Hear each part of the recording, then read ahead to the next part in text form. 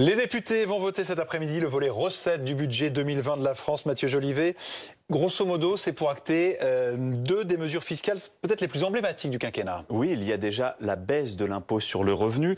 C'est une des principales réponses à la crise des Gilets jaunes, avec l'État qui met sur la table 5 milliards d'euros pour faire baisser la pression fiscale qui pèse sur les classes moyennes. 17 millions de contribuables vont en bénéficier. Les députés vont aussi cet après-midi donner leur feu vert à la fin de la taxe d'habitation, puisque l'année prochaine, 80% des Français ne vont plus la payer du tout. Pour les 20% des Français les plus riches, la suppression, elle sera progressive de 2020 à 2023. Là encore, il s'agit d'une des promesses phares de campagne d'Emmanuel Macron pour redonner du pouvoir d'achat aux Français. Alors la grande inconnue dans cette équation, c'est que vont faire les Français de ces gains de pouvoir d'achat? L'argent, il faut bien le dépenser. Oui, justement, le chef de l'État qui, pour 2020, fait clairement le pari de la consommation, car il faut bien voir qu'il y a aussi d'autres mesures comme la revalorisation de la prime d'activité, les primes exceptionnelles défiscalisées pour que les employeurs les versent plus facilement à leurs salariés. Au total, pour les classes moyennes, c'est un gain de pouvoir d'achat de 800 € à peu près l'année prochaine. C'est donc clairement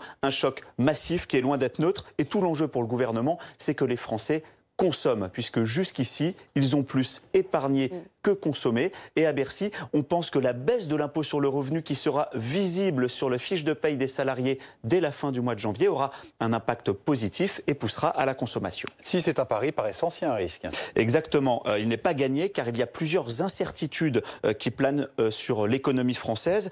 Le climat social, déjà, entre la SNCF, les retraites ou le malaise grandissant dans les hôpitaux. Le climat social va-t-il se tendre durablement? Si oui, ce n'est clairement pas propice à la consommation. Et puis les autres incertitudes, elles viennent de l'extérieur, entre le Brexit et les tensions commerciales avec les États-Unis. Voilà des sujets qui peuvent potentiellement freiner la croissance française. Si tel est le cas, les classes moyennes seraient plus amenées à épargner qu'à consommer. Pour résumer, le choc en faveur du pouvoir d'achat, il est bien réel, mais le pari de la consommation, lui, il n'est pas gagné encore.